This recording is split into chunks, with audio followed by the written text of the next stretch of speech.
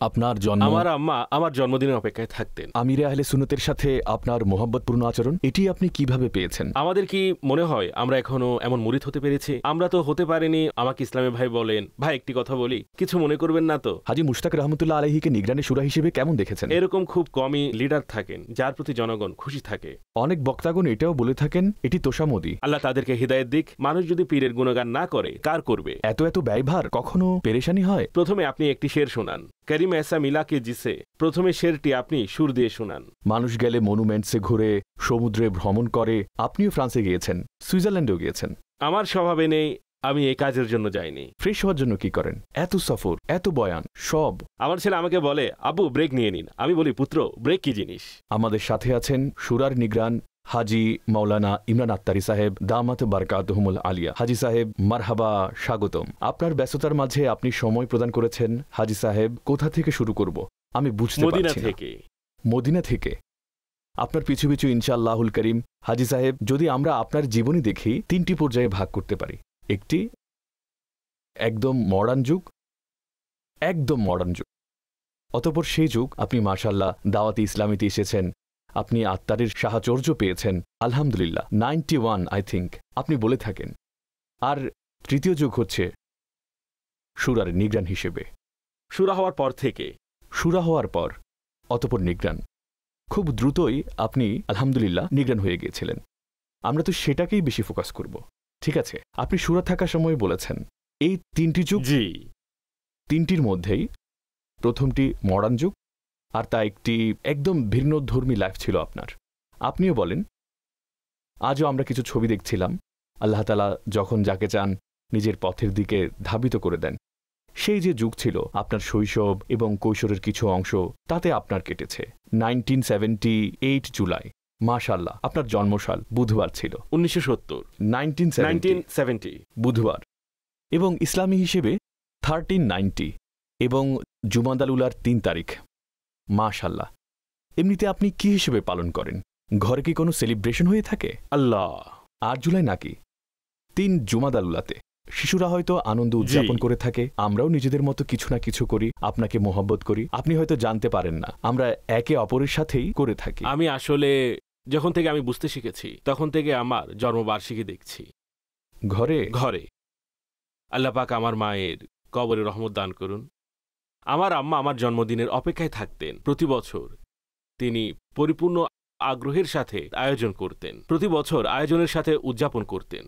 এমনকি আমি দাওয়াত ইসলামীতে প্রবেশ করলাম। আচ্ছা। হ্যাঁ, আমার লাস্ট ইয়ার দাওয়াত ইসলামীর পূর্বের বছর ছিল 1990। যদি আপনি বার্থডে ধরেন, সেটাও আমার বন্ধুরা সকলে মিলে ফ্যামিলির সাথে সাসপেনের সাথে পালন করেছি। আমি জানতাম না যে আমার জন্মদিনের প্রস্তুতি চলছে। আচ্ছা।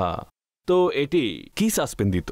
যখন আসতাম জানতে পারতাম জন্মদিন, সবকিছু সাজানো থাকতো এবং সবকিছুর প্রস্তুতি চলত।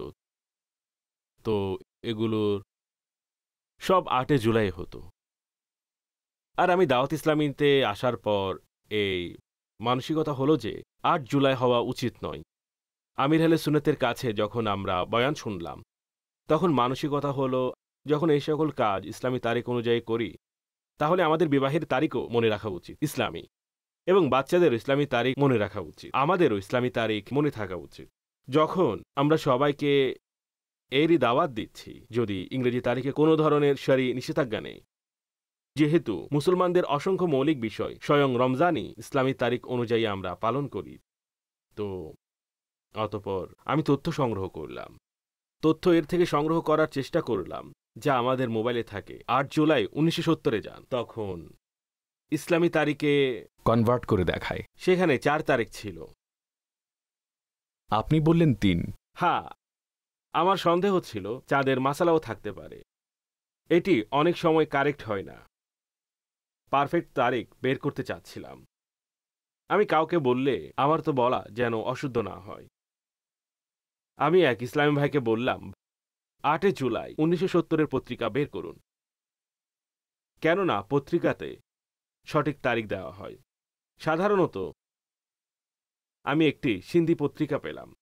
এক ইসলামী ভাই 1970-এর সিন্ধি পত্রিকার ফটো তুলে আমাকে পাঠালেন, আর তাতে লেখা ছিল 3 জমাদিউল উলা 1390। তখন আমি বললাম একে কন্টিনিউ করি, এর বেশি কনফার্মেশনের জন্য আমি অনুসন্ধান করতে পারবো না।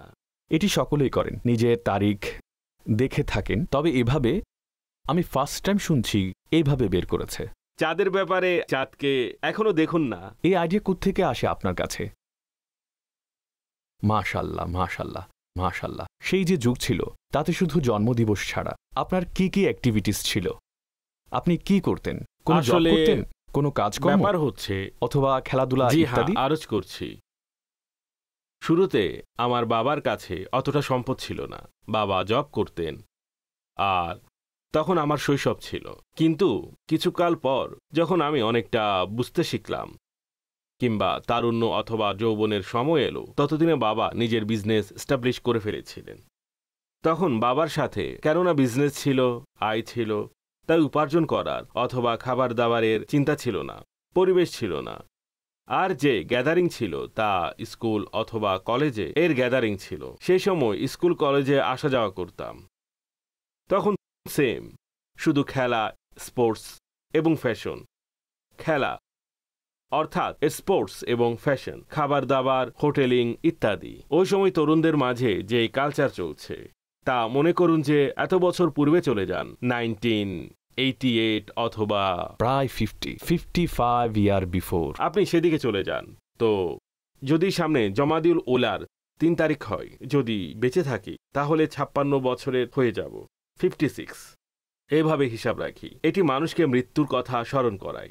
আমি ইসলামী ভাইদের বলে থাকি যে ভাই, সেই তারিখ দেখো যা তোমাদের মৃত্যুকে স্মরণ করায়। আমি মৃত্যুর অধিক নিকটবর্তী চলে এসেছি। এক এজ ওয়াইজ যা জেনারেল ডিসকাশন হয়ে থাকে, সেই সমস্ত যে পরিবেশ তা অন্যরকম ছিল। এছাড়া ঘরে কোনো ধরনের ধরা বাঁধা ছিল না। খাও নিজের ইচ্ছামতো, পরিধান করো ইচ্ছামতো, যেখানে যাও তোমার ইচ্ছা। একটি স্বাধীন পরিবেশে আমি প্রতিপালিত হয়েছি, ধরা বাঁধা অবস্থা ছিল না। কিন্তু আমাদের ঘরের যে পরিবেশ ছিল এটি এই ধরনের ধার্মিক ছিল না। আজ আলহামদুলিল্লাহ আমার ঘরের পরিবেশ ধার্মিক। কিন্তু আমার মায়ের ইসলামী মানসিকতা ছিল, যিনি আমাকে লালন পালন করেছেন। 1.5 বছর বয়সে আমাকে দত্তক নিয়েছিলেন আমার খালা, কেননা তার সন্তান ছিল না। আমি 1.5 বছরের ছিলাম, যা আমাকে বলেছেন আমার মা আমাকে দত্তক নিয়েছিলেন। আচ্ছা, যে ঘরে আমি প্রতিপালিত হয়েছি তা নিয়াজওয়ালা, নামাজওয়ালা এবং আহলে বায়েতের আলোচনা হতো, মুহররমের ক্যাসেট শোনা হতো, বিবি ফাতেমা। তো 21 রাত, 17 রাত, আমাদের ঘরে সে সময়ও প্রতি মাসে 17 রাত পালিত হতো বিবি আয়েশা রাদিয়াল্লাহু তাআলা আনহার নামে এবং বদরি সাহাবীদের। এগুলো তো সব এখন আমরা জানতে পারলাম। সেই সময় তো আমরা সকলকে বলে বেড়াতাম আজ 17 রাত, আজ এটা। আমরা জানতাম যে এদিন কি হয়েছে, কিন্তু ঘরে এই পরিবেশ ছিল, নজর নিয়াজের পরিবেশ ছিল এবং এভাবে খতম দরুদের পরিবেশ ছিল। কিন্তু যাকে আপনারা দিনী পরিবেশ বলেন, ফ্যাশন, গ্যাদারিং এবং সব ধরনের কার্যকলাপ ছিল, যা আমাদের ইসলামী ভাইয়েরা সাধারণত দেখে থাকেন। আমার ব্যাপারে এই সব সে অবস্থাতেই দাওয়াত ইসলামীকে পেয়েছি। সেই যে যুগ ছিল 1970s, 80s, সে সময় নরমালি আমরা শুনি খুবই প্রতিবন্ধকতা ছিল, মা বাবা তেমন ছাড়তেন না। আমার ক্ষেত্রে ছিল না। আজকাল অনুমতি দেন, সে সময় এমন ছিল। আমার ছিল না, আমি স্বাধীন ছিলাম। আপনি সেই যুগেও ফ্রিডম ছিলেন। ফ্রিডম ছিল আমার জীবনে।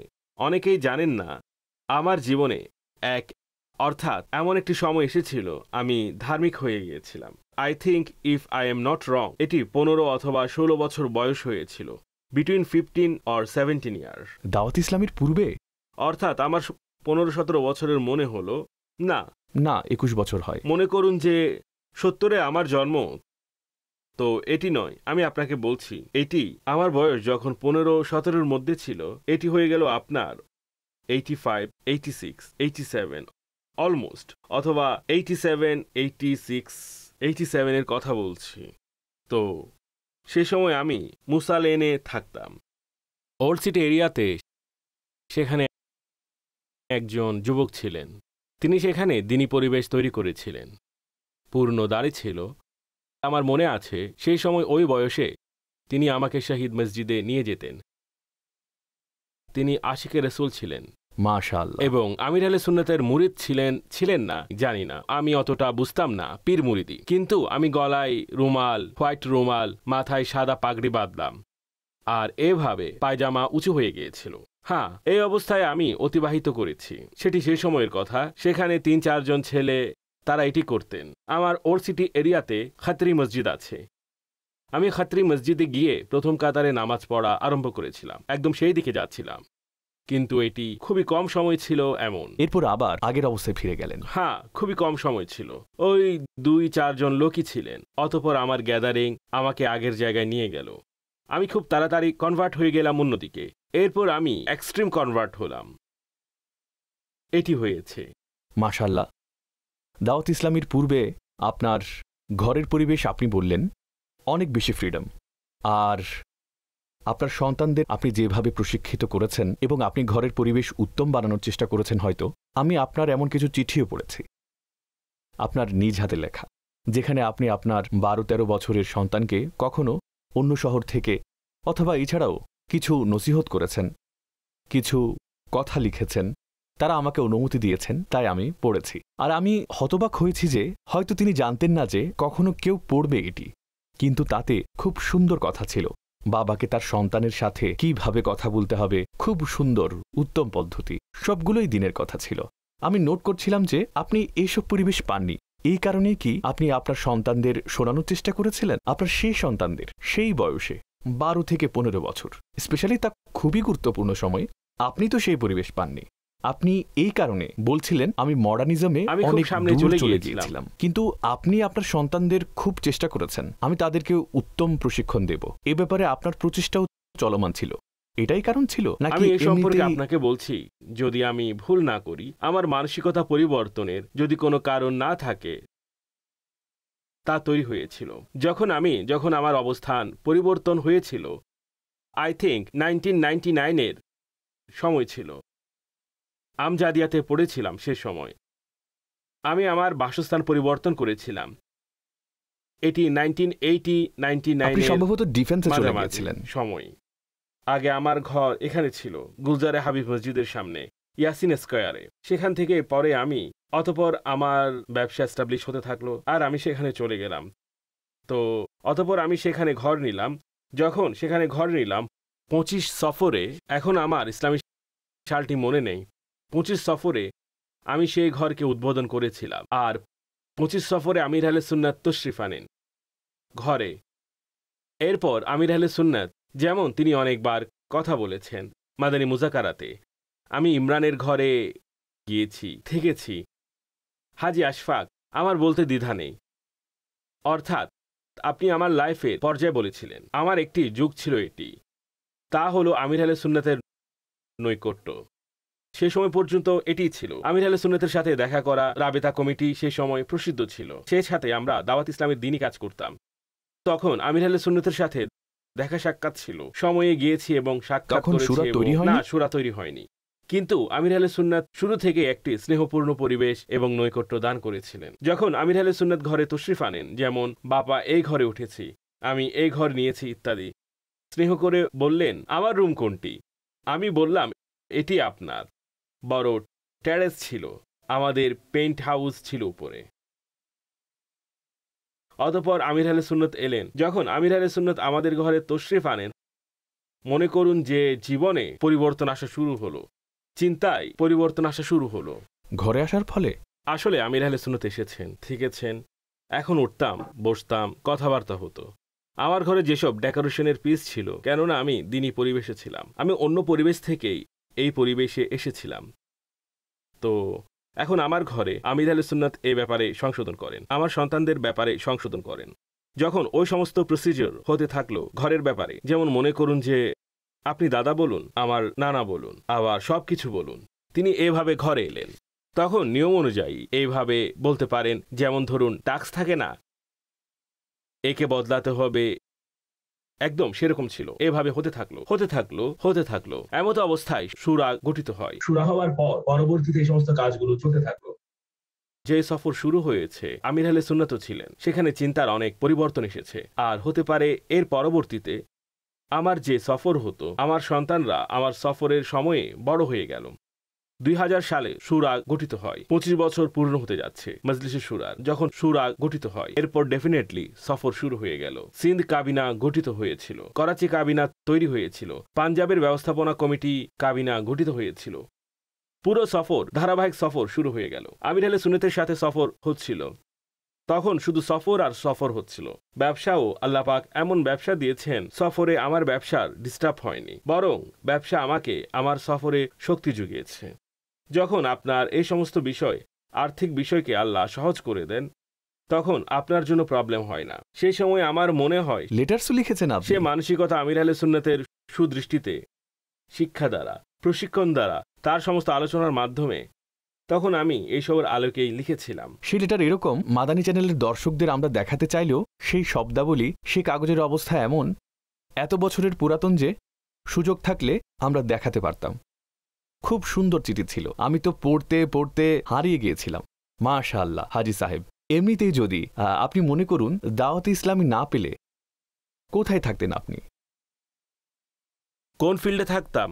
কোন ফিল্ডে থাকতেন আপনি? কিভাবে বলবো কোন ফিল্ডে থাকতাম? যা হওয়ার ছিল তাই হয়েছে। ছিল আমি সিঙ্গার হব, অথবা আর্টিস্ট হব, অথবা ফিল্মে আসব, অথবা মাআযাল্লাহ এমন কিছু ছিল। এমন কিছু ছিল না। শুধু খেলাধুলা ছিল না, বিজনেসও ছিল না, শুধু স্পোর্টস ছিল।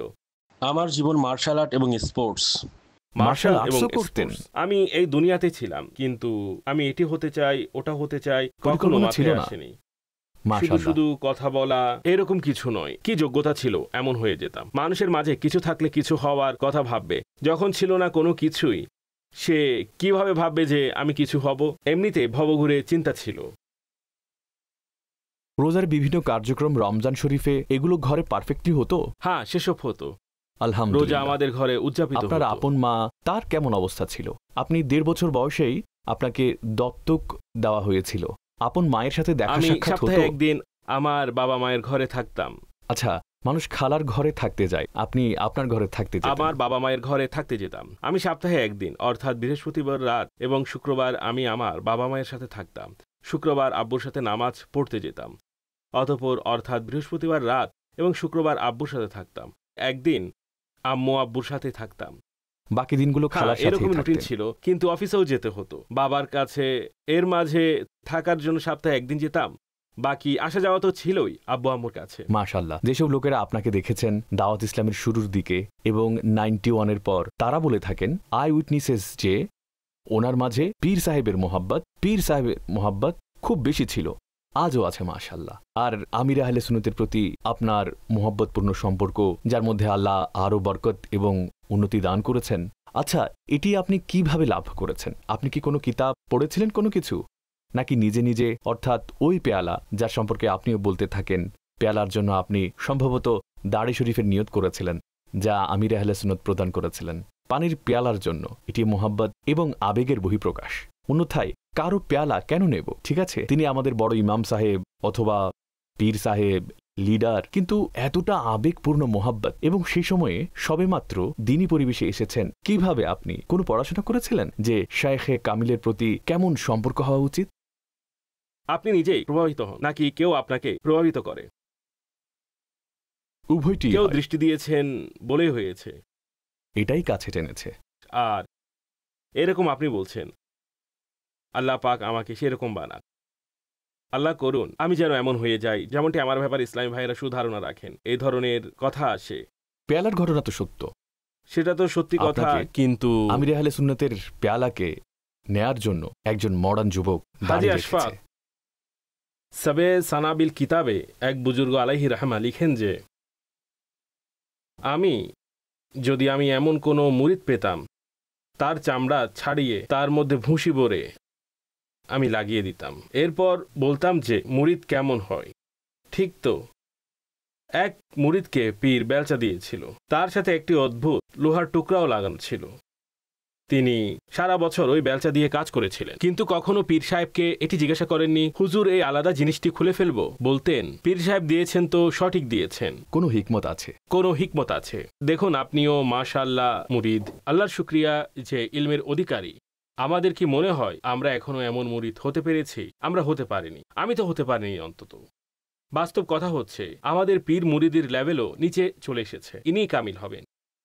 বর্তমানে যেরকম আমাদের আমলে কমতি এসেছে, সেভাবে তরিকত এবং মুরিদির বিষয়েও আমাদের কমতি এসেছে। আমরা খুব নিচে এসে মনে করি যে তিনি কামিল, অথচ কামিলদের ঘটনা আপনিও পড়েছেন, আমিও পড়েছি, আর আমরা বয়ানও করে থাকি। আর এই সম্পর্কে আদাবে মুর্শিদ কামিল পরিপূর্ণ 5 খণ্ডের একটি বিশাল কিতাব আছে। তা পড়লে বোঝা যায় পীর মুরিদে কামিল কেমন হয়। মুদ্রা কথা হলো, ব্যাস মহান আল্লাহ পাক এই অনুগ্রহ করেছেন যে আমার পীর সাহেব আমির আহলে সুন্নাত সবাইকে সুদৃষ্টিতে রেখেছেন। এমন কাউকে দেখান যিনি বলেন আমাকে বেশি মহাব্বত করেন না। যখন আপনার কাছে মেসেজ আসে, আপনার কি মনে হয় না তিনি কতটা আপন ভাবেন? এটি আমির আহলে সুন্নাতেরই আচরণ। আমরা কিছুই করিনি, আল্লাহ পাকের তৌফিকে কিছু করতে সফল কাম হই। আমাকে এবং আপনাকে, আমাদের সবাইকে আল্লাহ পাকের একটি অনুগ্রহ যে আমাদের প্রতি মানুষ সুধারণা রাখে। অন্যথায় মানুষ তো কারো প্রতি সুধারণাও রাখতে পারে না। তাই যে সুধারণা আমাদের প্রতি রাখছেন, আমরা আল্লাহর কাছে দোয়া করি আমাদেরকে তাদের সুধারণার বরকতে আরো ভালো বানিয়ে দিন, আর আমরা নেককার হয়ে যাই। আমিন। হাজী সাহেব, মাশাআল্লাহ, আপনি দাওয়াতে ইসলামীতে আসার পর বিভিন্ন দায়িত্ব পালন করে, বিভিন্ন কাজকর্ম পালন করে আজ আপনি নিগরানে শুরা, আর আপনার অধীনে লাখো জিম্মাদার আছেন। এমন কোন গুণ থাকা উচিত কোনো নিগরানের মাঝে, কোনো নেতার মাঝে, যিনি সর্বোত্তম পদ্ধতিতে নিজের অধীনস্থদের চালাতে পারেন? অনেক মানুষ এই ময়দানে সফল কাম হতে পারেন না, অথবা তাদের ব্যর্থতা দৃষ্টিগোচর হয়, অথবা তারা সিটে বসে থাকলেও জোর করে বসে থাকে, কাজের জন্য যোগ্য মনে হয় না। হাজী আশফাক, আমার জীবনে আরো একটি ফেস আছে, বলতে পারি যে আমি বাস্তবে শিখেছি। সেই ফেস ছিল যখন পরিস্থিতির কারণে আমির আহলে সুন্নাত আমাকে ট্রাভেলিং করতে নিষেধ করে দিয়েছিলেন। আপনি ট্রাভেলিং করবেন না, বড় বড় ইস্তেমা যাবেন না, সিকিউরিটির একটি বাধা চলে এসেছিল। সেই সময় ফাইজানে মদিনাতে আমির আহলে সুন্নাত থাকতেন, আর আমিও কিছুদিন আমি ফাইজানে মদিনাতে ছিলাম। আমার কোথাও আসা যাওয়া হতো না। সেই সময় আউট অফ কান্ট্রিতে সফর কম হতো, করাচিতে সফর হতো না, এবং করাচির বাহিরে তো কল্পনাও ছিল না। সেই সময় আমি 2-2, 4-4, 6-6 দিন পর্যন্ত আমি ফাইজানে মদিনাতে একটি কক্ষে থাকতাম, আমির আহলে সুন্নাত অন্য কক্ষে থাকতেন, উভয়ে ফাইজানে মদিনাতে থাকতাম। আমি আসা যাওয়া করতাম না। আমি তো কখনো কখনো এদিক ওদিক চলে যেতাম, আবার ডেকে পাঠাতেন, আচ্ছা তুমি কোথায়? তিনি আপনার খেয়াল রাখতেন। হ্যাঁ, বাস তিনি এখন পর্যন্ত রাখছেন। আল্লাহ পাক দুনিয়াতেও রাখুন, এই নিয়ামত দিক, কবর এবং আখিরাতেও আমার খেয়াল রাখুক, এবং আমাকে জান্নাতে নিয়ে যাক। আমিন আমিন। প্রিয় হাবিবের ওসিলাই, প্রিয় নবীর ওসিলাই। তো হাজী আশফাক, ওই যে সময় ছিল, খানা পানি, আমির আহলে সুন্নাতের রোজা, সেহেরি, ইফতার, আমির আহলে সুন্নাতের সাথে পরামর্শ, তার সাথে কম বেশি টাইম অতিবাহিত হতো। তো সে সময় আমি সে সকল সাংগঠনিক অথবা কাজ করার যে পদ্ধতি, একটি নেতৃত্ব, একটি লিডারশিপ কেমন হয়, তা ভালোভাবে বোঝার সুযোগ হয়েছে।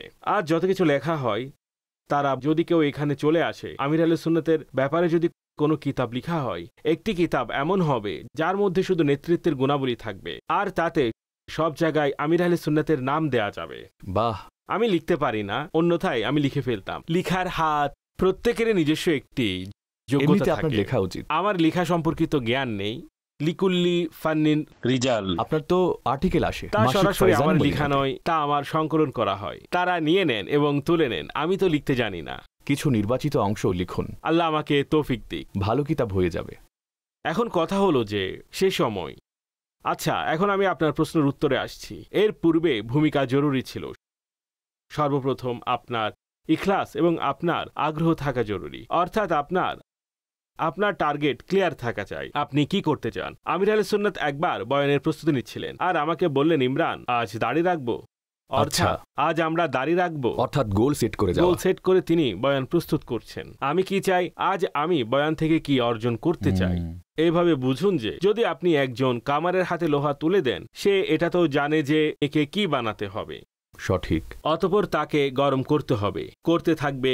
এখন তাকে যে আকৃতি দিতে হবে, তাকে কখন মোড়াতে হবে, কি আকৃতি দিতে হবে, তার জিগজ্যাগ প্রয়োজন, গোল বানাতে হবে, চারকোনা বানাতে হবে, কি বানাতে হবে। এর পূর্বে কামারের মাথায় থাকবে আমি এই লোহাকে প্রথমে গরম করতে হবে, নরম করতে হবে, এবং একে কখন মোড়াতে হবে, এটি মুবাল্লিগের জন্য প্রয়োজন। তো যিনি নেতৃত্বে থাকেন তার টার্গেট ক্লিয়ার হয়। যদি তিনি নিজে রাস্তা বদলাতে থাকেন, তাহলে জাতির কি অবস্থা হবে। তো আমির আহলে সুন্নাতের লক্ষ্য একদম ক্লিয়ার যে এই জাতিকে প্রিয় নবী সাল্লাল্লাহু আলাইহি ওয়াসাল্লামের সুন্নাতের পথে আনতে হবে, উম্মতের সংশোধনের পথে আনতে হবে, আকীদা এবং আমল দৃষ্টিভঙ্গির শুদ্ধিকরণের কাজ করতে হবে। এবং এই বিষয় আছে, ক্লিয়ার ছিলেন। তাতে একে তো ক্লিয়ার হওয়া জরুরি, অতঃপর জ্ঞান থাকা জরুরি। এবং কয়েকটি জিনিস আমি এতে অ্যাড করেছি। হাজি আশফাক, অনেক ইসলামী ভাই আছেন যারা ট্যালেন্টেড এবং তারা কিছু করতে পারবেন, না করার কারণ হচ্ছে যে তাদের সহ্য শক্তি নেই। কোন জিনিসের? আপনার সাথে অনাকাঙ্ক্ষিত আচরণ করা হলো, আপনার রাগ উঠে যাবে। রাগান্বিত ব্যক্তি ওই কাজ করতে পারেন না। হ্যাঁ, তার প্যাশন প্রয়োজন, তার মাঝে সহনশীলতা থাকা খুব জরুরি। অতঃপর নম্রতাকে অবলম্বন করতে হবে। নম্রতা থাকে না। অনেক সময় এরকম বলে যে আপনি এই বাক্যটি বুঝে নিবেন, তিনি অসন্তুষ্ট হওয়ার ক্ষমতাকে বিলুপ্ত করে দেন। যেমন বাবা যদি অসন্তুষ্ট হয়ে যান তাহলে সন্তানের কি হবে? বাবা বুঝতে পারেন, অসন্তুষ্ট হয়ে অভিমান করে বসে থাকবেন না। তো এইসব লোক নেতৃত্ব থাকে, অসন্তুষ্ট হয়ে বসে থাকেন না। শিওর, এখন আমাদের সংগঠন দাওয়াত ইসলামী, আপনার সাথে আমার আন্ডারস্ট্যান্ডিং মিলছে না, কিন্তু আপনি দাওয়াত ইসলামীর জন্য ইম্পর্ট্যান্ট। প্রয়োজন হচ্ছে আমি আপনার সাথে আন্ডারস্ট্যান্ডিং করব, কেননা আমি দায়িত্ব দাওয়াত ইসলামীর কাজের জন্য পেয়েছি। আমি নিজের জন্য আপনার কাছে কিছু চাইছি না। যখন আপনি দাওয়াত ইসলামীর জন্য উপকারী সাব্যস্ত, তাহলে আমি নিজেকে, নিজের নফস, নিজের সত্তা, নিজের স্বভাব অনুযায়ী কেন আপনার সাথে চলছি? আমাকে আপনার সাথে আন্ডারস্ট্যান্ডিং করতে হবে, না আপনি আমার সাথে করবেন। আপনি সংগঠনের জন্য বেনিফিশিয়াল, আর সংগঠন কর্মী ছাড়া চলে না। ওয়ার্কার্স প্রয়োজন। প্রতিটি ওয়ার্কার্সের স্বভাব ভিন্ন হয়। একজন নেতাকে সব মেজাজের লোকের সাথে মিলেমিশে চলতে হয়, আর একটি সময় আসে আলাদা আলাদা মানসিকতার লোক নিজের ওই নেতার মানসিকতাকে গ্রহণ করে। সুবহানাল্লাহ। আর অনেকে এই ব্যাপারে ফেল হয়ে যায়, কেননা তার কথা বলার ধরন, ধমক দেওয়া, ঝাড়ি দেওয়া কিছুটা ডিক্টেটরের ন্যায় আচরণ হয়, অতঃপর কিছুটা আমিময়ী আচরণ হয়। এই ধরনের মানুষ সফল হয় না, পরামর্শ করে না।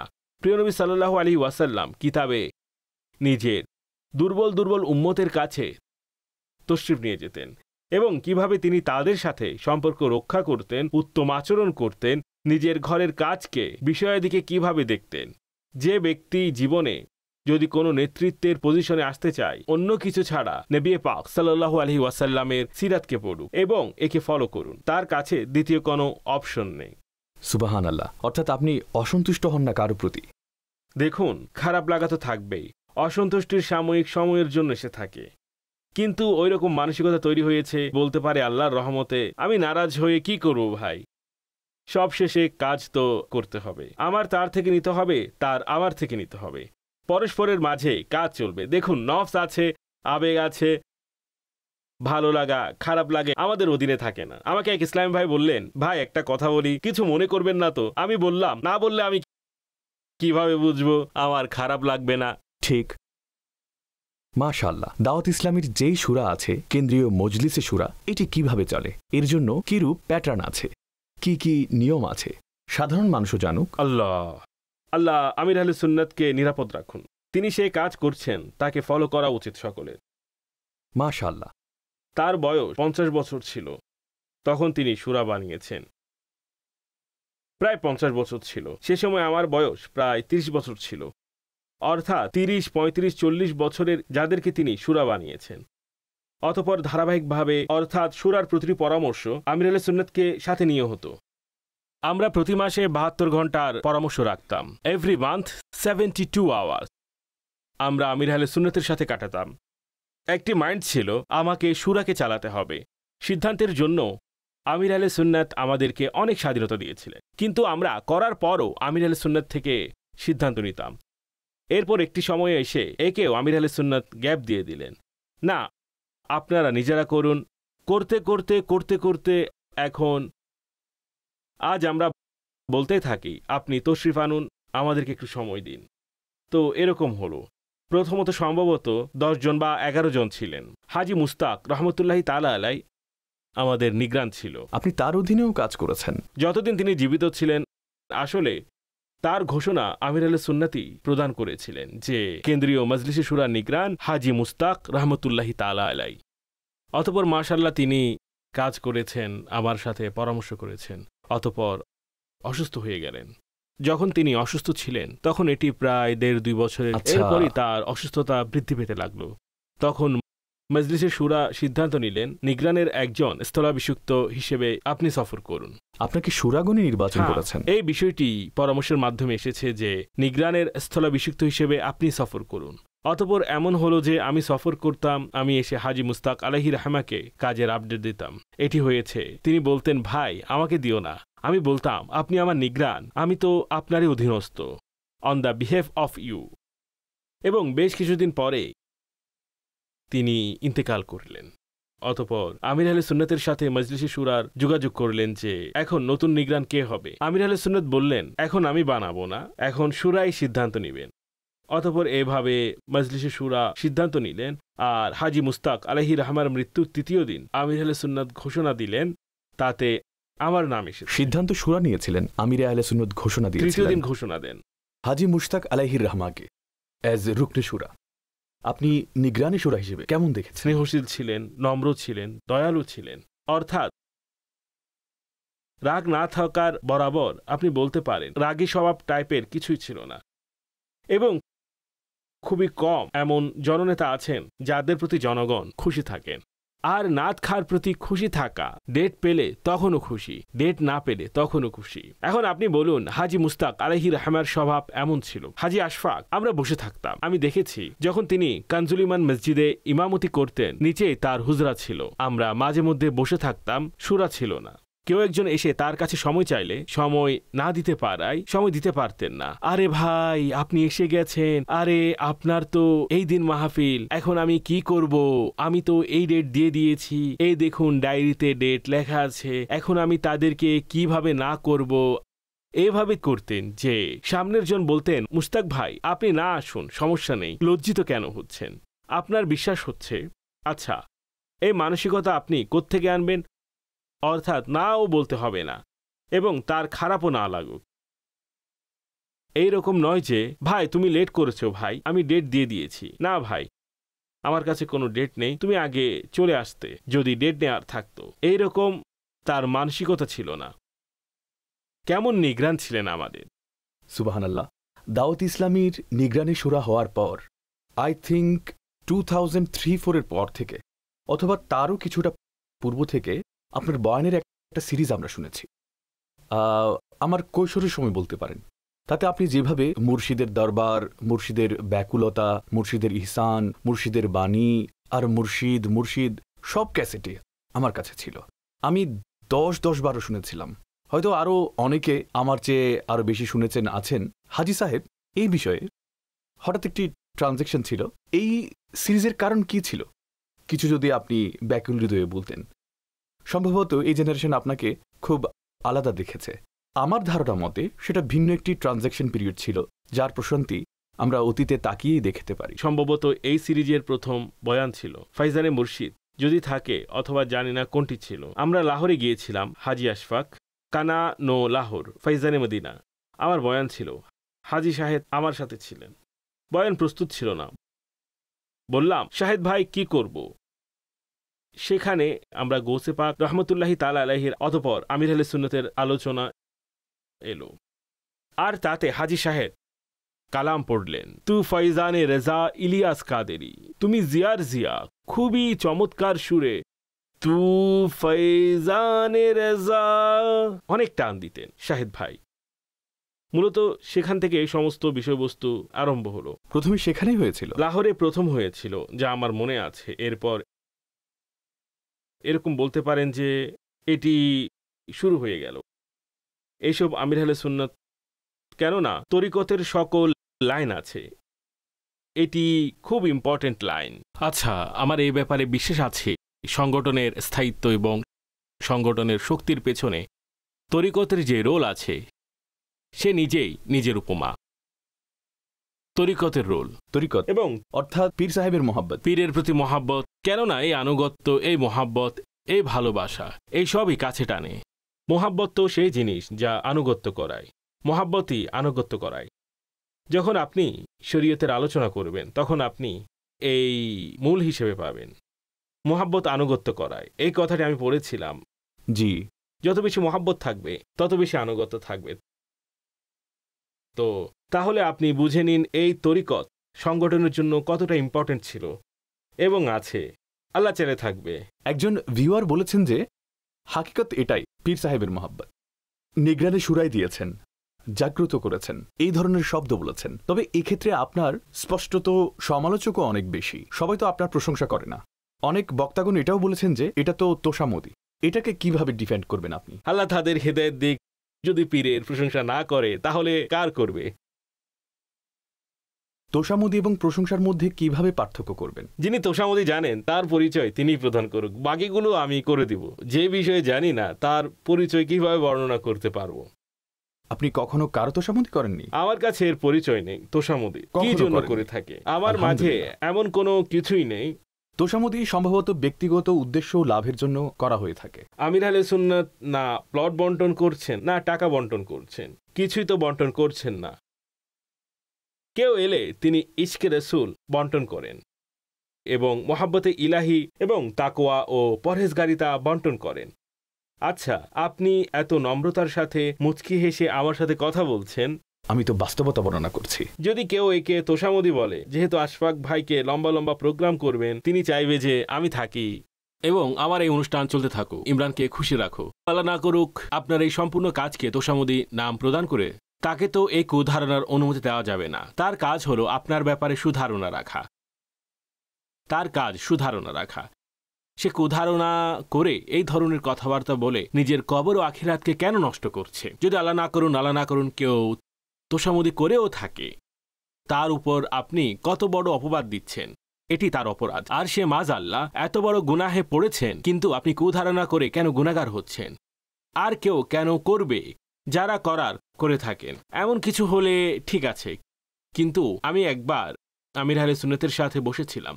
আমি এবং আমির আহলে সুন্নাত, আমি নিচে বসেছিলাম, তিনি টেবিলে কাজ করছিলেন এবং আমি এমন কোনো কথা বললাম, তিনি বললেন, কেন আপনি সব সময় আমার কথাকে নিয়ে এইভাবে প্রশংসা করতে থাকেন? যাকে বলে যে অসন্তুষ্ট হয়েছিলেন। আমরা দুজনে একাকী ছিলাম, অসন্তুষ্টি প্রকাশ করলেন। যাকে বলে যে ব্রেক লাগিয়ে দিলেন, জবাব তো দাও। আমাকে বললেন জবাব দাও। আমি বললাম আপনি আপনার কাজ করুন, আমি আমার কাজ করছি। এটি বলে আমি চলে গেলাম। আর কি করব? হাজী সাহেব, আমির আহলে সুন্নাতের কাছে আপনি জিজ্ঞাসা করেছেন, সম্ভবত অন্য কেউ জিজ্ঞাসা করেছিল 10 রমজানে মাদানী চ্যানেল কিভাবে এসেছে এবং কিভাবে পরিকল্পনা এসেছে। তখন আমির আহলে সুন্নাত আপনার কথা বলেছেন। তিনি যাকে দেখতে পাচ্ছেন তিনি, অর্থাৎ আপনার কথা, তিনি মানসিকতা বানিয়েছেন। আর আমার মাথায় তো অন্য কিছু ছিল যে এর ফলে আমাদেরকে অনেক মানুষকে দাওয়াত দিতে হবে, এবং তিনি বললেন না, আমরা করতে পারবো, এর ব্যবস্থা আছে। তা কেমন দিন ছিল? তা কি মনে পড়ে আপনার? সে সময় কিভাবে আপনি আমির আহলে সুন্নাতকে রাজি করিয়েছিলেন? কেননা একটি অংশের পক্ষে ছিল না। আমির আহলে সুন্নাতের ভিসিডি তো চলে এসেছিল। এটি সেই সময় ভিসিডি চলে এসেছিল। মাদানী চ্যানেলের কথা, যখন আমির আহলে সুন্নাতের ভিসিডি তৈরি হচ্ছিল, আমির আহলে সুন্নাতের ভিডিও তৈরি হচ্ছিল এবং ভিসিডিও বিক্রি হচ্ছিল। ভিডিও তো হয়ে গিয়েছিল, ভিডিও নিয়ে তো কোনো প্রবলেম ছিল না। এখন এই ভিডিও ভিসিডি বানিয়ে দিন, অথবা তাহলে তো সহজ হয়ে গেল, চ্যানেলে বানিয়ে দিন। ঠিক তো? এখন চ্যানেলের জন্য এত বেশি পরিশ্রম ছিল না, শুধুমাত্র এটি ছিল যে একটি মিসআন্ডারস্ট্যান্ডিং ছিল। চ্যানেল চালু হলে তখন আমরা চ্যানেলকে স্বাধীনভাবে চালাতে পারবো না। এরকম হবে, ওরকম হবে, একেও আনতে হবে, ওকেও আনতে হবে, এটা হবে, ওটা হবে। আমি কিছু তথ্য সংগ্রহ করলাম। আমার তো মনে হয় না এমন কোনো বিষয় আছে। যখন আমি চ্যানেলের কথা বললাম, এই বিষয়ে এসেছে। আর যখন সব কিছু সামনে রাখলাম, তাহলে তো কোনো সমস্যাই নেই ইমরান, আমাদের মাদানী চ্যানেল খুলব। জবান থেকে বের হলো, অতঃপর চালু হয়ে গেল। এর পূর্বে যেসব কার্যক্রম ছিল, ভিসিডির জন্য পরামর্শ আপনি দিয়েছিলেন? না, ভিসিডির ব্যাপারে আমির আহলে সুন্নাত নিজে বলেছিলেন। যখন আন্তর্জাতিক ইজতেমার পর আলাদা আয়োজনে ফয়জানে মদিনাতে তারবিয়াত ইজতেমা হলো, তিনি বললেন, আমার এটি বুঝে আসতেছে। সেই সময় ইসলামী ভাই কনফিউজ হয়েছিলেন, আর একটা সময় পর্যন্ত তাদের কনফিউশন দূর করার জন্য আমির আহলে সুন্নাত চেষ্টা করেছেন। আর আলহামদুলিল্লাহ, অনেক সন্দেহ ছিল, অনেকের কুমন্ত্রণা ছিল। এই সব কিছু আমির আহলে সুন্নাত দূর করেছেন। বললাম না, লিডারশিপ এমন বলে দিয়েছি, না, সবাইকে সাথে নিয়ে চলবেন। মাইন্ডসেট। যদি একজনও ডিস্টার্ব হতো, আমির আহলে সুন্নাত বলতেন ইমরান সে ডিস্টার্ব। আমি গিয়ে মনোযোগের সাথে তার কথা শুনতাম, অতঃপর আমরা তার কাছে বিশ্লেষণ করতাম, আর সে আমির আহলে সুন্নাতকে বলতে বাধ্য হতো আমি বুঝতে পেরেছি, আর উপকারিতা সারা দুনিয়া দেখছে। একটি পিনকেও আপনি নষ্ট হতে দেন? কিভাবে নষ্ট হতে দেব ভাই। হাজি জমজম রেজার সাথে কেমন সময় কেটেছে? খুব ভালো। আমি হাজি জমজম রেজাকে সর্বপ্রথম সে সময় দেখেছি যখন আমি মসজিদে নিগরান ছিলাম। তখন একটি ঘোষণা হয়েছিল, একজন ইসলামী ভাই আছেন যিনি নেকির দাওয়াত দিবেন, এটা করবেন কানজুল ইমান মসজিদে 12বি চৌকে। জমজম ভাইয়ের একটি তারবিয়াতি ইজতেমা হবে, সেখানে তিনি আগমন করেছিলেন। তখন আমি আমার এলাকা থেকে ইসলামী ভাইদের নিয়ে গিয়েছিলাম, তার বয়ান শুনছিলাম। আমার মনে আছে মিনহাজুল আবেদিনের ভূমিকা থেকে তিনি, আচ্ছা সেই সময় মিনহাজুল আবেদিনের অতটা পরিচিতি ছিল না, কিন্তু দাওয়াত ইসলামীতে আসার পর আমার প্রাথমিক যেসব কিতাব ছিল তার মধ্যে একটি হলো মিনহাজুল আবেদিন। মিনহাজুল আবেদিন সম্পূর্ণ তো পড়িনি, যখন তিনি বয়ান করলেন হাজি জমজম আত্তারি রহমতুল্লাহি তাআলা আলাই, আমি বুঝে গেলাম এটি মিনহাজুল আবেদিনের ভূমিকা। আর লাইন ইবাদতের দিকে নিয়ে যাওয়া, সেখানে তিনি মাদানী ইনামত যাকে আমরা বলে থাকি, বলতে পারেন তিনি এর দায়ী ছিলেন। আমির আহলে সুন্নাতের যে আগ্রহ ছিল মানুষ, ইসলামী ভাই, আশিকানে রসুল মাদানী ইনামতের আমলকারী হোক। যিনি সে সময় আমির আহলে সুন্নাতের বাহু হয়েছিলেন মেন হাজি জমজম রহমতুল্লাহি তাআলা আলাই। আমির আহলে সুন্নাত অনেক বড়, মনে করুন যে আমির আহলে সুন্নাতের তার প্রতি যে সীমাহীন মহাব্বত ছিল আমি বোঝাতে পারবো না। একে তার প্রতি, হাজি মুস্তাকের প্রতি এবং হাজি ফারুকের প্রতি। আপনি দেখুন আজও মাদানী মুজাকারাতে এই তিনজনের জন্য দোয়া করেন। আর আমির আহলে সুন্নাতকে দেখে না জানি লাখো জায়গাতেও দোয়া হয় ওই পদ্ধতিতে। আলহামদুলিল্লাহ, এটি আমাদের সকলের জন্যই। এতে মেসেজ আছে, আশফাক ভাই আল্লাহ সেদিন দেখাক যখন আমাদের ইন্তেকাল হবে, তাহলে যেন এই অবস্থাতে হয় আমাদের মৃত্যুর পর এই পর্যায়ে স্মরণ করা হয় এবং আমাদের জন্য দোয়া করা হবে। সুবহানাল্লাহ। হাজি সাহেব, দাওয়াত ইসলামীর অনেক কাজ মাশাআল্লাহ আপনি করে থাকেন, এবং বড় বড় কাজ। কখনো কোনো এমন বড় বাধা এসেছে যা আপনাকে অনেক বেশি পেরেশান করেছে দাওয়াত ইসলামীর কাজের ব্যাপারে, নাকি মাশাআল্লাহ এভরিথিং গোয়িং স্মুথ? হাজি আশফাক, কাজ আছে না কাজ, সমস্যা কেন না, সংগঠন আছে না সংগঠন, এটি সমস্যার খুঁটির উপরে চলে। বিনা সমস্যা এবং এই ধরনের বিষয়গুলো ছাড়া সাধারণত কাজ হয় না। কোথাও আন্ডারস্ট্যান্ডিং ইস্যু চলে আসে, কোথাও কাজ করার জন্য ইসলামী ভাই পাওয়া যায় না, কোথাও এর জন্য ফাইন্যান্সের প্রবলেম দেখা দেয়। আমি এই সমস্ত বিষয়গুলোর সাথে একটি কথা আমার পদ্ধতি বলতে পারেন, আর এই পদ্ধতির সাথে আমার বাস্তবতাও বলতে পারেন আপনি। দাওয়াত ইসলামীর আমরা কোনো কাজ করতে গেলে যখন আমাদের আমির আহলে সুন্নাতের সাথে পরামর্শ হয়ে থাকে, হুজুর আমরা এটি পরামর্শ করেছি, করব নাকি করব না, অর্থাৎ সূরা নির্ধারণ করে নিজেদের মধ্যে পরামর্শ হয়। অনেক সময় আমির আহলে সুন্নাতের সাথেও এমনিতেই কথা হয়ে যায়। আমির আহলে সুন্নাতের তরফ থেকে আমি একদম দ্বিধাহীনভাবে বলছি, আমির আহলে সুন্নাত সন্দেহ পোষণ করলে তাহলে আপনি মনে করুন এই কাজ পেরেশানিতে ফেলবে। এই ব্যাপারে যদি আপনি আমার থেকে কসম নেন, হয়তো আমি কসম করব। আর যদি আমির আহলে সুন্নাত বলেন মদিনা মদিনা, তাহলে মনে করুন ইনশাআল্লাহ এটিও মদিনা মদিনা। আর যখন বলে দিবেন মদিনা মদিনা, এটি কতই না চমৎকার।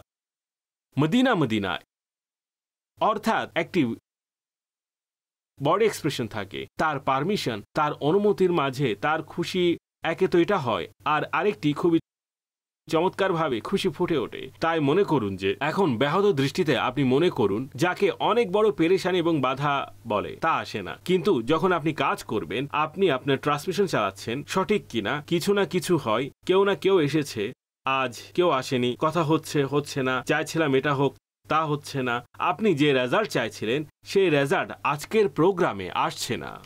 4 ঘন্টার একটি ট্রান্সমিশন, এতে ইস্যু চলে আসে। তো যখন কোনো প্রতিষ্ঠান অথবা আপনি কোনো বিভাগ গঠনের চেষ্টা করবেন, সেখানে ইস্যু তো আসবেই, কিন্তু কাজ তো ইস্যুকে সাথে নিয়ে করতে হয়। আর উইদাউট ইস্যু কিভাবে কাজ হবে? তবে আল্লাহ করিম স্বীয় অনুগ্রহে এত সহজতা তৈরি করে দেন যে, এবং এমন সুযোগ প্রদান করেন যে আমি বলি যে সমস্যা ছিল তা প্রথম দিকের লোকজন বহন হয়েছেন। আমি সূরার পূর্বের কথা বলছি। আমাদের সৈয়দ আব্দুল কাদির শাহ সাহেব, আল্লাহ তার কবরে রহমত বর্ষণ করুন, যেসব ইসলামী ভাই শুরুর দিকে ছিলেন, অসংখ্য বিষয় তো তৈরি করা আছে। এখন স্পষ্টতই যখনই আপনি কোনো সামনে ইউনিভার্সিটির বিষয় আছে, দারুল মদিনা আছে, আচ্ছা এই চ্যানেল এখন পর্যন্ত এভাবে পরামর্শ করে করে চালিয়ে নিতে হয়। সব তো মাইনাস হবে না, এরকম আরও অসংখ্য কাজ আছে। স্বয়ং 12 দিনই কাজে কোথাও কম হচ্ছে, কোথাও বেশি হচ্ছে, কোথাও নিগরান অ্যাক্টিভ, কোথাও নিগরান অ্যাক্টিভ নয়। সমস্ত কাজ তো এভাবে চলে। কোথাও টাকার ঘাটতি দেখা দিচ্ছে, কোথাও বেতন নেই, এর ব্যবস্থা করা, এটা হচ্ছে ওটা হচ্ছে, সংগঠন। কিন্তু একটি কথা হলো, আপনি প্রশান্তি পাবেন। আপনার দৃষ্টি যদি আল্লাহ পাকের দরবার থেকে প্রাপ্ত সওয়াবের উপর হয়, আল্লাহর সন্তুষ্টির উপর থাকে, যদি থাকে, আল্লাহ নসিব করুন, আপনি এই কাজে প্রশান্তি পাবেন। যখন দারুল মদিনা প্রতিষ্ঠা লাভ করেছিল, মাদানী চ্যানেলের পরেই দারুল মদিনা, এবং এই পদ্ধতিতে জনসম্মুখে আনা হয়েছিল, সে সময় আমি ক্লোজলি সামান্য যেটুকু দেখতে পেয়েছিলাম, আপনি তো এর মধ্যে ফুল ইনভলভ ছিলেন এবং অনেক বেশি। যেমন এক তো এরকম হয়, নিগরানে শুরা সকল বিভাগকে প্রত্যক্ষ করেন, পর্যবেক্ষণ করেন। সেই দিনগুলোতে আপনি ব্যস্ত ছিলেন দারুল মদিনার জন্য, আপনি মিটিং করতেন, তার জন্য প্ল্যান করতেন। সবচেয়ে বেশি আমি যেই বিভাগে শুরুর পর ইনভলভ হয়েছি, এবং মনে করুন যে আমি ব্রেক নিয়েছিলাম শুরা থেকে, আমাকে আপনারা একটু স্বাধীন করে দিলেন, আমি কাজ করতে পারবো, তা ছিল মাদানী চ্যানেল সর্বপ্রথম। কেননা আমি 6 থেকে 7 মাস ধারাবাহিকভাবে করে গিয়েছি, কেননা এটি আমাদের জন্য একদম নতুন দুনিয়া ছিল। মিডিয়া, চ্যানেল আর আমির আহলে সুন্নতের সাথে কন্টিনিউ কানেক্টিভিটি সেখানেই ছিলাম যেখানে আমরা থাকতাম, ফাইজানে মদিনাতে। দারুল মদিনার যে সূচনা ছিল, এটি দারুল হুফাজ থেকে ছিল। সম্ভবত আপনার মনে আছে, আমাদের যেসব বাচ্চারা হিফজ সম্পূর্ণ করত, স্কুলিং সিস্টেম ছিল না, তারা অন্য কোথাও চলে যেত, এবং তাদের হিফ এবং তাদের পেছনে আমাদের যে ইনভেস্টমেন্ট ছিল, আশঙ্কা হচ্ছিল যে নষ্ট হয়ে না যায়। মা বাবা খুব পেরেশানিতে ছিলেন। দারুল হুফাজ প্রতিষ্ঠা করলাম। দারুল হুফাজের পর ধীরে ধীরে চিন্তাধারা খুলতে লাগলো, দারুল মদিনার ভিত্তি রাখা হলো। ভাই, স্কুলিং খুব প্রয়োজন। মনে করুন যে গতকাল রাতেও দারুল মদিনা ইউনিভার্সিটি নিয়ে আলোচনা করছিলাম। আচ্ছা, মাশাআল্লাহ। এই অবস্থা। হাজী সাহেব, অসংখ্য বিভাগ আছে, দাওয়াত ইসলামীর বিলিয়ন পরিমাণ ব্যয় রয়েছে, আপনার কি পেরেশানি হয় না? এত এত ব্যয়ভার, এই মাসে 100 কোটি টাকা স্যালারি দিতে হবে, এরপরে আবার চলে আসবে, 30 তারিখে আবার দিতে হবে, আপনি কি কখনো পেরেশান হন? আপনার কাছে একটি শের শুনব, করিম ऐसा मिला के जिसे। প্রথমে আপনি সুর দিয়ে শের শোনান।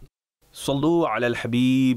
करीम ऐसा मिला के जिसके खुले हैं हाथ और भरे खजाने।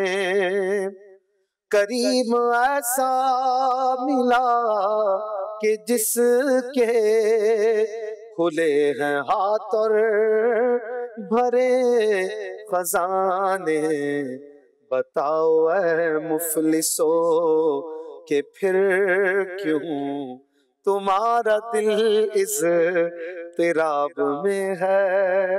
কথা তো আপনি অন্যদিকে ঘুরিয়ে দিয়েছেন। উত্তর দেব? উত্তর তো হয়ে গিয়েছে।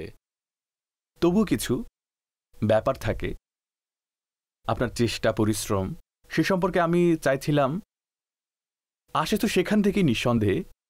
আর শান এমন যে, কিন্তু খাজানা পরিপূর্ণ, খাজানা পরিপূর্ণ, দয়ালু, হাত খোলা, খাজানা শেষ হবার নয়। আপনার কোনো টেনশন হয় না? ব্যাস দেখুন, দাওয়াত ইসলামী এই মুহূর্তে মনে করুন যে 25 থেকে 3300 কোটির মাঝামাঝি বাৎসরিক ব্যয় হয়, স্পেশালি পাকিস্তান, এবং পাকিস্তানের বাহিরের ব্যয়ভার আলাদা। তখন তো ফিগার আরও অনেক বেড়ে যাবে, করতে থাকে। এবং আল্লাহ পাকের রহমতে ইসলামী ভাই আছেন। আমি বলছিলাম না, আমার মিটিং ছিল, করাচির ভাইগণ উপস্থিত ছিলেন, ডিস্ট্রিক্ট নিগরান, ডিভিশন নিগরান, টাউন নিগরান, ফিতরার স্টল, এছাড়া ডোনেশন পূর্ণ করতে হবে, ইত্যাদি ইত্যাদি। দেখুন, এই সবই প্রচেষ্টা, এগুলি করা জরুরি। তবে প্রিয় নবী সাল্লাল্লাহু আলাইহি ওয়াসাল্লামের দয়া আর প্রিয় নবীর দানের প্রতি যখন আপনার দৃষ্টি থাকবে, তো চেষ্টা তো করতেই হবে। তবে হয়ে যায়, কিন্তু আপনি হাতের উপর হাত রেখে রিজিকের দায়িত্ব আল্লাহ নিজ বাদন্যতার জিম্মায় নিয়েছেন। কিন্তু আমরা তো চেষ্টা করি, বের হই, পাবো ততটাই যতটা আমাদের তাকদিরে আল্লাহ লিখে রেখেছেন। তো একে তো এটা আমরা চেষ্টা করি, কিন্তু বিশ্বাস করুন, আল্লাহ এবং তার রসুলের অনুগ্রহ কাজ হয়ে যায়। কিন্তু আপনাকে দৌড়াতে হবে, চেষ্টা করতে হবে। এখন এই মাসেও সম্ভবত 2টি শহরে কর্মচারীদের বেতন দেওয়ার অর্থ ছিল না। রমজানের অনুদান সংগ্রহ চলছে। কিছু ইসলামী ভাই মনে করেন ভাই তারা অনেক অনুদান পান, পেয়ে থাকি, আসতে থাকে, খরচ হতে থাকে, এটাই হয়, সংগঠন তো এভাবেই চলতে থাকে। আল্লাহর শুকরিয়া, আল্লাহ বান্দার হৃদয়কে প্রশস্ত করে দেন। নবী পাক সাল্লাল্লাহু আলাইহি ওয়াসাল্লামের গোলাম কি ধনী কি দরিদ্র দান করতে থাকে। ইসলামী বোনেরা চুড়ি, নিজেদের আংটি পর্যন্ত দিয়ে দেন। মানুষ নিজের ওমরার জন্য যে টাকা জমিয়ে রাখে তাও দিয়ে দেন। যে অনুদানে এই সমস্ত অনুদান অন্তর্ভুক্ত থাকে, এত মোহাব্বত করে দিয়েছে, এই অনুদানের বরকত কেমন হবে? ঠিক তো এই সব কিছু আল্লাহ এবং তার রসুলের দয়া হয়ে যায়। আপনারা তো বলেন, আমরা সবাই মিলে বলে থাকি, ডাক এসে গেলে তখন ব্যবস্থা নিজ নিজ হয়ে যায়। ব্যবস্থার কারণে ডাক আসে না, ডাক আসলে ব্যবস্থা হয়ে যায়। এটি মানেন আপনি? নিঃসন্দেহে। যে সমস্ত সাহায্য সহযোগিতা নিয়মিত আসে প্রিয় নবীর ওয়াসিলাতে এসে থাকে, আপনাকে চেষ্টা করতে হবে। আর আপনি চেষ্টা করতে থাকলে দয়াও পেতে থাকবেন, অগ্রসর হতে থাকবেন। হাজী সাহেব, এত বড় সংগঠন, মাশাআল্লাহ, এর মধ্যে অনেক মানুষের দোষ ত্রুটি হয়তো প্রকাশ পায়, কারো কোনো মন্দ দিক হয়তো সামনে আসে। নিগ্রান, অধীনস্থ, পুরো সিস্টেম আছে, কেউ এরকম কেউ ওরকম। নিগ্রানদেরকে কি কারো দোষ ত্রুটি লুকানোর জন্য শিক্ষা দেওয়া হয়? কোন লেভেলে, কোন অভিযোগকে কোন পদ্ধতিতে করতে হবে? সংগঠনের মানসিকতা এটি আল্লাহ পাকের রহমতে আমাদের এটাই চেষ্টা থাকে সাংগঠনিকভাবে যে ইসলামী ভাইদের যেসব দুর্বল দিক আছে তা পাবলিশ না হোক। নাম্বার 1, কোথাও থেকে হয়ে থাকলে আল্লাহ ভালো জানেন এবং ফাঁস করে দেন। কিন্তু একটি সংগঠনের মানসিকতা, সংগঠনের প্রশিক্ষণের কথা বলছি। ইসলামী ভাইদের উইক পয়েন্ট, দুর্বলতা কোনোভাবে পাবলিশ না হওয়া, প্রচারণা না হওয়া, আমরা যেন অশ্লীলতা প্রচারের গুনাহে না জড়াই। এখন আপনারও আমার মাঝে কোনো তৃতীয় ব্যক্তি নিয়ে ডিসকাশন হয়, তাহলে চতুর্থ ব্যক্তির সামনে না হওয়া উচিত। এমনকি যদি 2 রুকুনে সুরার মধ্যেও হয়, তাহলে তৃতীয় রুকুনে সুরার কাছেও কথা না যাওয়া উচিত। তা একজন মুসলমানের দোষ। অতঃপর আপনি যে সিদ্ধান্ত নেন, আমাদের সংগঠনের মানসিকতা এটাই, আর সংগঠনের শিক্ষা এটাই। আল্লাহ পাক আমির আহলে সুন্নাতকে নিরাপদ রাখুন। তিনি গীবতের ধ্বংসলীলা নামক কিতাব দিয়েছেন। ঠিক তো, তিনি পুরো কিতাব দিয়েছেন। এটি আমার প্রতি 5 পৃষ্ঠার চিঠি ছিল, আজও তার ফ্রেম বিদ্যমান। সেই চিঠিকে এত বড় ফ্রেম বানিয়েছি। হ্যাঁ, গীবতের ধ্বংসলীলা যে কিতাব আছে না, তা এই 5 পৃষ্ঠার চিঠি ছিল, যা আমির আহলে সুন্নাত আমার সুরাদের নামে লিখেছেন। আচ্ছা। তিনি তার মধ্যে গীবতের সম্ভবত অল্প উদাহরণ লিখেছিলেন 5 পেজের মধ্যে। লেক সেন্টারে আমার অফিস ছিল। আমার মনে আছে যখন আমি চিঠি পড়লাম, আমার তো হুশ উড়ে গিয়েছিল। এটি কথার কথা বলছি। আমার মনে ছিল না যে বাপা আউট অফ কান্ট্রি ছিলেন। মোবাইল নিয়ে আউট অফ কান্ট্রি কল দিলাম চিঠি পড়ার পর। আমি সদর থেকে রওনা দিলাম ফাইজানে মদিনা আসার জন্য। মোবাইলে কথা বলছিলাম আমির আহলে সুন্নাতের সাথে। যখন আমি জেল চৌরঙ্গিতে পৌঁছালাম, সেই সময়ের ডিসকাশন আজও স্পষ্ট মনে আছে। আপনারা ইমেজিনেশন বলেন না, তা আছে। সেই সময় হযরত সাহেব অধিক বলা হতো, বাপা হযরত সাহেব, এখন আমির আহলে সুন্নাত ডাকা হয়। তখন আমি বললাম মেমন ভাষায় অথবা উর্দুতে বললাম, ই পরাজেবাদ মারুফ মতলব কি কাম করনো। আল্লাহ তাআলা আপনাকে হায়াতে খিজরি দান করুন। হাজী সাহেব, একদিন সবাইকে দুনিয়া থেকে যেতে হবে। যিনি পরবর্তী নিগরানি শুরা হবেন, তাকে কেমন দেখতে চান আপনি? মজলিসের শুরায় নির্ধারণ করবেন। তার মাঝে কি কি কোয়ালিটি এবং কি কি গুণাবলী থাকবে? তা না তো আল্লাহ পাক কল্যাণ নসিব করুন। আলহামদুলিল্লাহ, আমাদের সম্পূর্ণ কেন্দ্রীয় মজলিসের শুরাতে কেউ অনভিজ্ঞ নন, কেউই অনভিজ্ঞ নন, বরং পুরো দাওয়াত ইসলামীতেও অনেক অভিজ্ঞ আছেন। ইনশাআল্লাহ যিনি আসবেন, যখনই আসবেন, আল্লাহ পাক চান তো অসাধারণ কিছু করবেন। কেমন গুণাবলী আপনি দেখতে চান? না, আমি কেমন গুণাবলী দেখতে চাইব? যখন শুরা গঠন হয়েছিল, তখন আমির আহলে সুন্নাত নিজেই বলে দিয়েছিলেন শুরাকে কেমন হতে হবে। আপনাদের মাঝে ইলিয়াস কাদেরী তালাশ করবে, ব্যাস সেরকমই হতে হবে। যেরকমই হোক, আজ এটিও হওয়া উচিত, আগামীকালও এটি হতে হবে, আর যখন যখন হবে এটাই হওয়া উচিত। বরং একজন এলাকার নিগ্রানকেও এরকম হতে হবে। প্রতিটি নাত খাদের এমন হতে হবে, অবশ্যই। প্রতিটি মুবাল্লিগকে এরকম হতে হবে, কেননা আমাদের সকলের পরিচিতির কারণ জি জি, তার নাম হলো ইলিয়াস কাদেরী, আমির আহলে সুন্নাত। এটি আমাদের সকলের, তিনি আমাদের সকলের পরিচিতি। তাই আমাদের সবার মাঝে মানুষ তাকেই খুঁজবেন। তার মাঝে আমির আহলে সুন্নাত কোথায়? আগে তো ভিডিও ছিল না, এখন তো ভিডিও এসে গেছে, সবাই জানেন যে তিনি কেমন। তাই তো এরকমই যে যত বেশি তার চরিত্র থেকে নিতে পারবেন নিন। আমি এটাই বলবো, আমি এটি বলি না যে আপনি কেন এমন নন, আপনি কেন এমন নন। আলহামদুলিল্লাহ আমার চিন্তা কিছুটা চেঞ্জ এই ধরনের হয়, কিন্তু কিছু না কিছু বিষয় থাকে। আপনাকে দেখে কোথাও না কোথাও আমি আত্মারের সুঘ্রাণ পাব। আর আমাদের চারপাশে যেসব আশিকানে রসুল বিচরণ করছেন তাদের নাক একটি ঘ্রাণ শোকায় অভ্যস্ত হয়ে গেছে, তা হলো আত্মারের ঘ্রাণ। যেখান থেকে এই সুঘ্রাণ আসবে তাদের নাক সেখানে নিয়ে যাবে, আর যেখানে এটি পাওয়া যাবে না তারা অন্য কোথাও চলে যাবেন। সুতরাং প্রতিটি নিগ্রান, প্রতিটি জিম্মাদারকে যিনি দাওয়াত ইসলামীর খিদমত করতে চান তার মাঝে আত্মারের সুঘ্রাণ থাকা জরুরি। এই সুঘ্রাণের মাঝেই রোজার সুঘ্রাণ লুকায়িত আছে, এই সুঘ্রাণের মাঝে গোসে পাকের সুঘ্রাণ লুকায়িত আছে। আরও পেছনে চলে যান, এই সুঘ্রাণের মাঝেই সকল সুঘ্রাণ একীভূত হয়। এই সুঘ্রাণ আমাকে মুস্তাফা করিম সাল্লাল্লাহু আলাইহি ওয়াসাল্লামের কদম পর্যন্ত পৌঁছে দেয়, সাল্লাল্লাহু আলাইহি ওয়াসাল্লাম। অতঃপর আমির আহলে সুন্নাত বলেন, জান্নাতে ইতর মে ভি ऐसी खुशबू नहीं जैसी खुशबू नबी की पसीने में है। वल्लाह जो मल जाए मेरे गुल का पसीना, मांगे ना कभी इतर ना फिर चाहे दुल्हन फूल। শেরের বিষয়ে আমার অনেক কথা বলার ছিল। আপনার শের মুখস্থ আছে, নাত খাদের প্রতি আপনার মোহাম্মত, শুরু থেকে আমার টপিক থাকবেই। দাওয়াত ইসলামীতে আসার পর শুরু থেকেই মেলামেশা, জানাশোনা, ওঠা বসা, নাত খাদের আমার অসংখ্য শের মুখস্থ আছে। শেরের প্রতি কি আপনার আগ্রহ বেশি? আসলে মাহে রমজান কোনো নাত খা ভুল শের পড়লে আপনি শুদ্ধ করে দেন। শের তো আমি অনেকবার দেখেছি, শুনে শুনে মুখস্থ হয়ে যায়। শুরু থেকেই নাত শুনে আসছি। আজ আপনি যে প্রতিযোগিতা করেন, আগেও আমি এটি করতাম। আচ্ছা, বড় বড় নাত খাগন থাকতেন, আমরা টিম বানিয়ে ফেলতাম। তারা ওখানে শের শোনাচ্ছেন, আমি এদিকে শের শোনাচ্ছি, টিম থাকতো। সকল শেরগুলো, অসংখ্য শের সে সময় মুখস্থ হয়ে যেত। যেহেতু নাত খাদের সাথে অনেক লম্বা সময় মেলামেশা করে আসছি শুরু থেকেই, যখন থেকে দাওয়াত ইসলামীতে আছি, তো মাশাআল্লাহ এভাবেই বিভিন্ন শের পড়তাম। অতঃপর আলা হযরতের শের, অতঃপর ব্যাখ্যা, এটা ওটা, এভাবে কিছু না কিছু শের অনেকটা পরিমাণে মুখস্থ হয়ে গিয়েছিল। সে সময় কালামের যেই সুর কিংবা টান ছিল তা আমি, এই তো গতকাল পরশুই নাত খাদের সাথে এটি আলোচনা চলছিল। তারা একটি কালাম পড়লেন, সুর পাল্টে দিলেন। আমি বললাম, ভাই যদি অপরিচিত সুরে পড়েন তাহলে মানুষ অপরিচিত সুরে হারিয়ে যাবেন, এই কালামের স্বাদ অনুভব হবে না। কিছু এমন কালাম আছে যেগুলোকে ওই সুরে পড়ে থাকি, তখন আপনি বলবেন এই কালাম লেখা হয়েছে এই সুরেরই জন্যই। যখন আপনি তার সুর বদলে ফেলেন, কালাম অন্য কোথায় চলে গিয়েছে। কালাম হলো আবেগময়, আপনি সুর দিলেন আন্দোলিত হওয়ার মতো। কালাম হলো কান্না করার, সুর দিলেন অন্যরকম।